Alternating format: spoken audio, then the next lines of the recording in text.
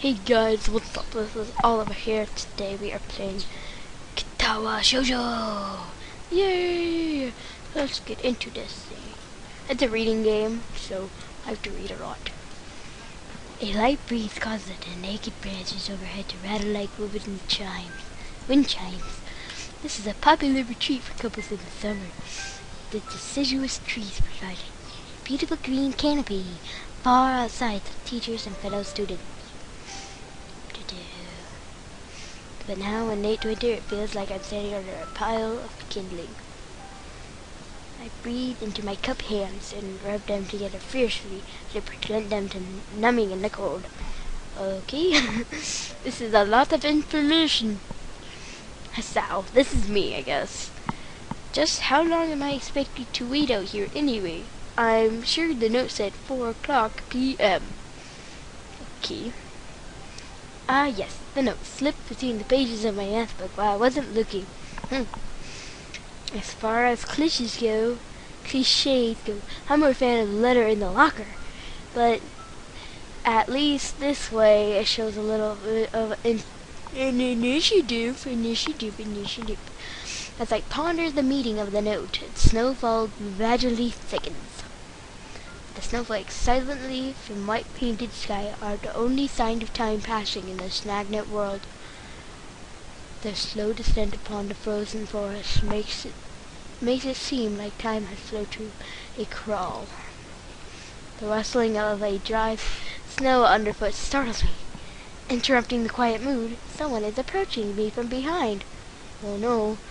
Hi, Hasao. You came? A hesitating, barely audible question. However, I recognize the owner of that dainty voice inside. I feel my heart skip a beat. It's a voice I've listened 100 times, but never is more than an eavesdrop to a conversation. I turn to face the voice of my dreams. My heart begins to race. Oh my gosh. That's me and that's the girl. Oh, Aniko, wow. I got a note telling me to wait here. It was yours? Dang it. I spent all afternoon trying to come up with a good line, and that was the result. Pathetic. Yes. I asked a friend to give you that note. I'm so glad you got it. A shy, joyous smile that makes me so tense I couldn't move a single muscle, even if I tried. Bum bum. Bum bum. My heart is pounding now as if it was trying to burst out of my chest and claim its girl for itself.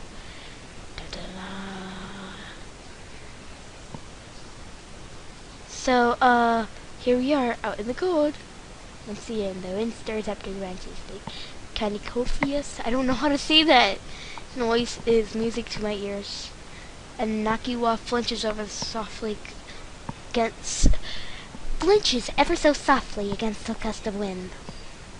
As it passes, she rights herself as if supported by some new confidence.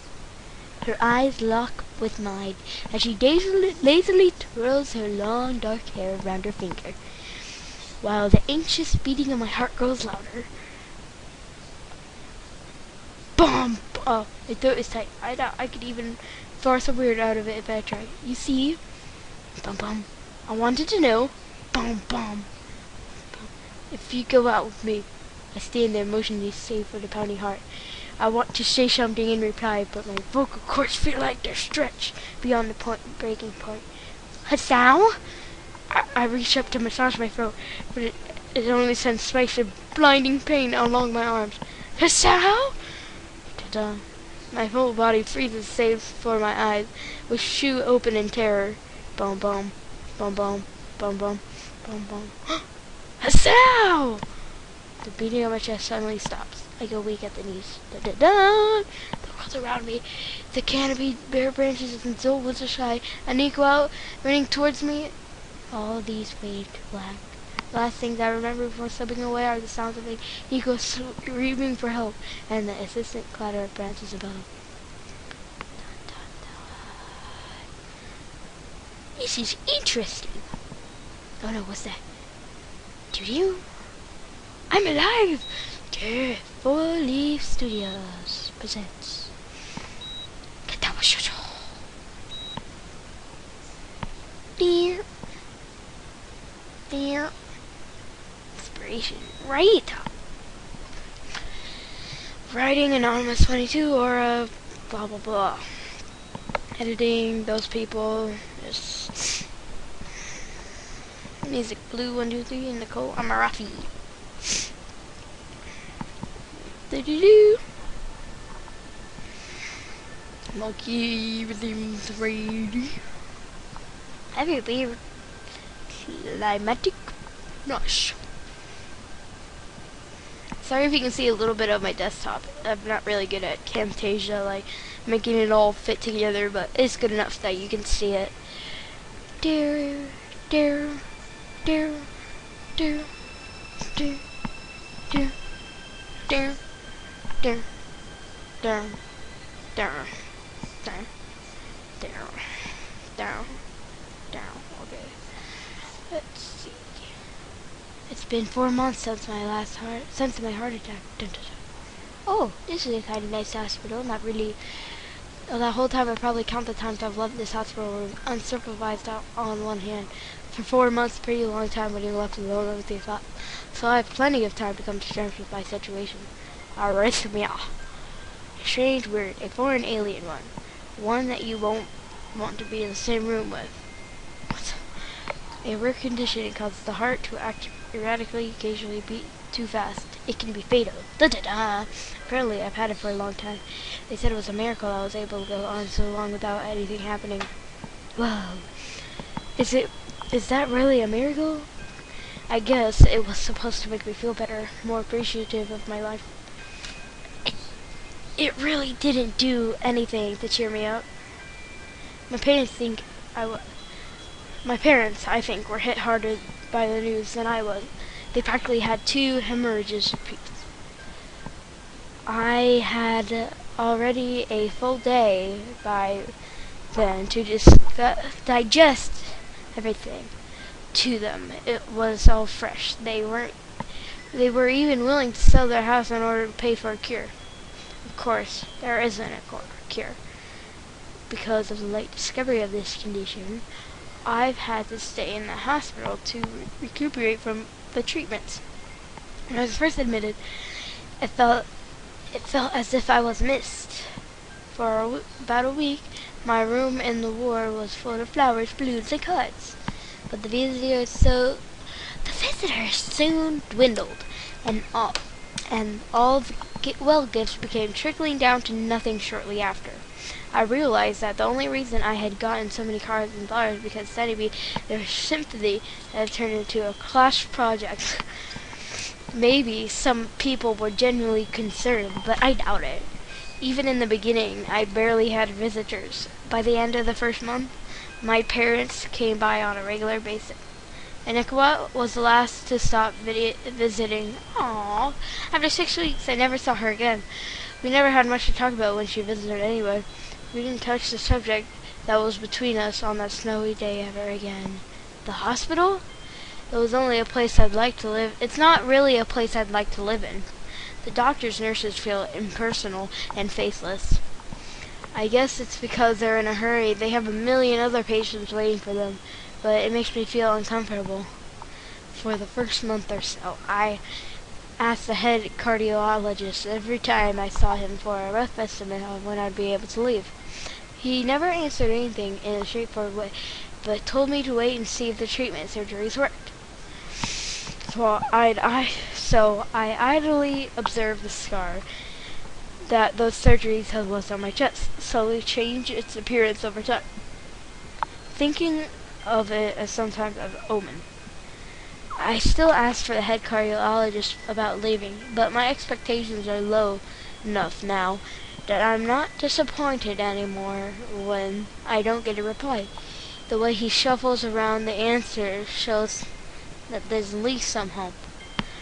At some point, I stopped watching TV. I don't know why. I just did. This guy's weird. Like, whatever. He just had a heart attack, so doesn't really matter. Maybe it was it was a wrong kind of escapism for my situation. I started reading. There was a small library in the hospital, although it was started more a storeroom for books. I began working my way through it, one small stack at a time. After consuming them, I would go back for more. I found that I liked reading. I think I've even became a bit addicted. I started feeling naked without a book in my hand. What?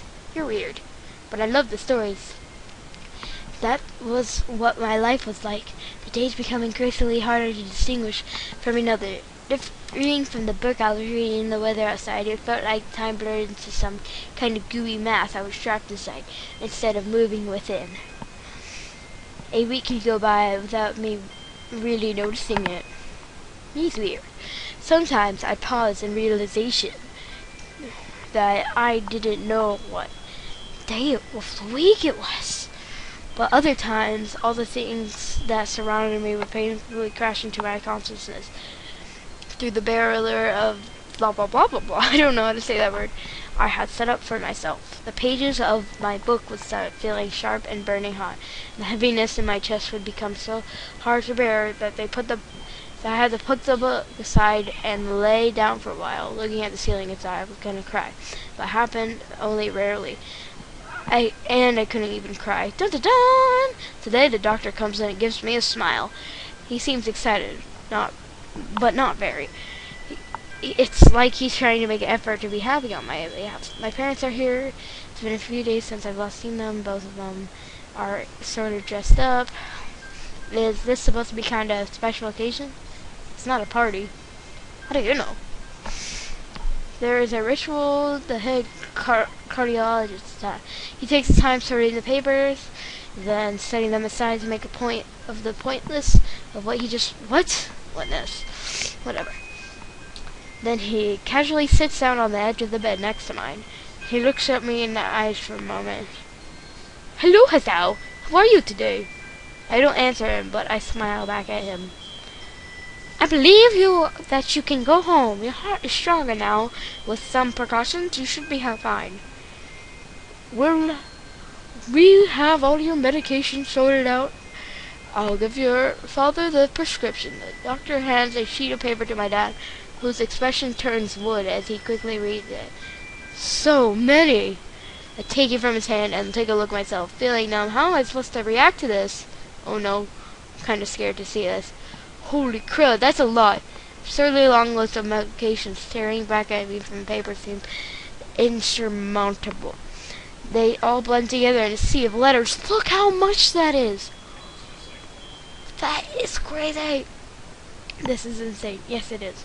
Side effects, adverse effects, the dosages are listed line after line with cold precision. I tried to read them, but it's so futile.